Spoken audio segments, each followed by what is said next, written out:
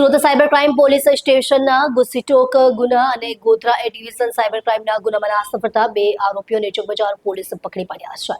આરોપી પાસેથી 3.8 લાખના મુદ્દામાલ સહિત પૈસા ગણવાનું machine, POS machine, laptop, wifi router, IP camera, stamp અને એસબીઆઈ બેંકની ચેકબુક જપ્ત કરવામાં આવી છે. નાયબ પોલીસ કમિશનર ઝોન 3 અને પોલીસ ઇન્સ્પેક્ટર રેન્જ ચોટીના માર્ગદર્શન હેઠળ નાસ્તા ફરતા આરોપીઓને પકડવા માટે ખાસ ડ્રાઈવ ચલાવવામાં આવી હતી. આ કાર્યવાહીમાં પીએસઆઈ એસઆઈ મકરાણી અને તેમની ટીમ સક્રિય હતી. સંયુક્ત બાતમીના આધારે ઝોન 3ની એલસીબી ટીમ અને ચોકબજાર પોલીસે કતારગામ ઉદયનગર વિભાગ 1 સ્થિત સિદ્ધિવિનાયક એપાર્ટમેન્ટના ફ્લેટ નંબર 501 પર રેડ કરી આરોપીઓની ધરપકડ કરી. પોલીસ પૂછતાછ દરમિયાન આરોપી નિખિલ મકવાણાએ કબૂલાત કરી કે તે સાયબર ક્રાઇમના મુખ્ય સૂત્રધાર મિલન દરજી સાથે સંપર્કમાં હતો. તે લોકોને લોભ લાલચ આપીને બેંક એકાઉન્ટ ખોલાવતો અને તેની કીટ મેળવી મુખ્ય આરોપી મિલન અને અજય ઇટાલિયાને કમિશન પર આપતો હતો. બીજા આરોપી પ્રતીક મકવાણાએ પણ લોન એજન્ટ તરીકેનું કામ કરતા મિલન દરજી સાથે સંપર્કમાં રહીને સમાન પદ્ધતિથી બેંક એકાઉન્ટની કીટો આપતો હોવાની કબૂલાત કરી હતી. આ પહેલા અજય ઇટાલિયા પણ આ જ ગુનાના સંદર્ભમાં પકડાઈ ચૂક્યો છે અને આરોપી નિખિલ પર ગોધરા એ ડિવિઝન પોલીસ સ્ટેશનમાં પણ સાયબર ક્રાઇમની ફરિયાદ દાખલ થઈ છે. પોલીસ આરોપીઓની વધુ પૂછતાછ કરી રહી છે. सूरत शहर के माननीय police commissioner Shri Anupam Gehlot sir जी की सूचना तहत शहर के अलग अलग केसेस में जितने भी वांटेड आरोपी हैं उनको रेगुलरली ट्रेस करना, उनको पकड़ने की सूचना दी। इसी अभियान के अंतर्गत हमें ये पता लगा कि चौक पुलिस स्टेशन विस्तार में सूरत साइबर क्राइम पुलिस स्टेशन के 2 आरोपी की मूवमेंट चल रही है। तो हमने डिटेल इन्वेस्टिगेशन किया, अलग अलग टीम बनाई और टेक्निकल एनालिसिस और ह्यूमन इंटेलिजेंस के अंतर्गत हमें पता लगा कि 2 आरोपी जो पिछले 9 महीने से वांटेड हैं, उनका यहाँ पे रेगुलर मूवमेंट हो रहा है।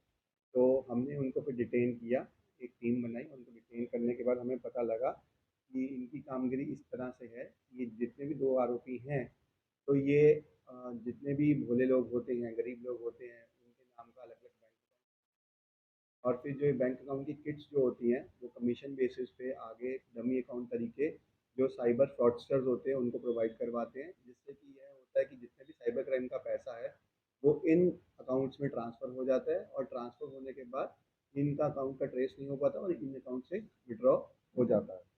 2 आरोपी जिनको हमने पकड़ा है उनके नाम दोनों भाई हैं और पहले का नाम है निखिल भाई दिनेश भाई मकवाना, की उम्र है 26 साल और दूसरे का नाम है प्रतीक भाई दिनेश भाई मकवाना है 20 साल।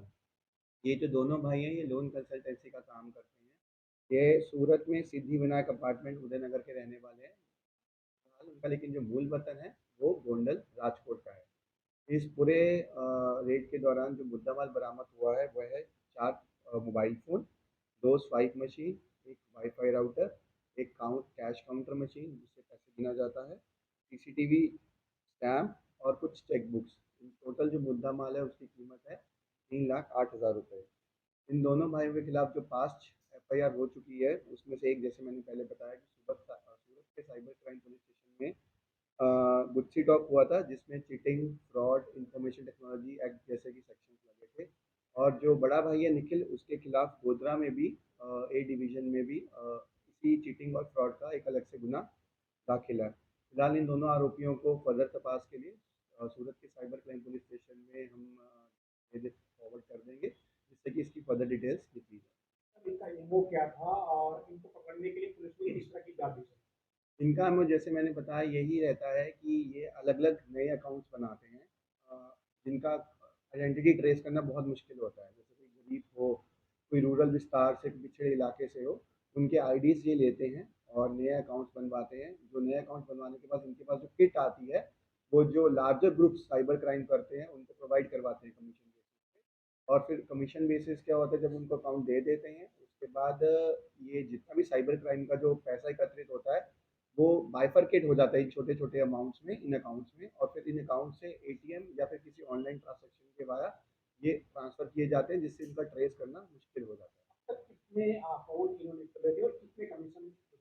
अभी फ़िलहाल इसका डिटेल तपास चल रहा है क्योंकि ये बहुत ही कॉम्प्लेक्स स्ट्रक्चर होता है। तो जितने टोटल अकाउंट्स खोले हैं इनके सिस्टम्स में जो हमें डिवाइसेस आए हैं उसका डिटेल टेक्निकल एनालिसिस करना पड़ेगा। कुछ डिवाइसेस एफएसएल भी भेजे जाएंगे, उससे हमें एग्जैक्ट नंबर पता लगेगा जो आपको आने वाले टाइम में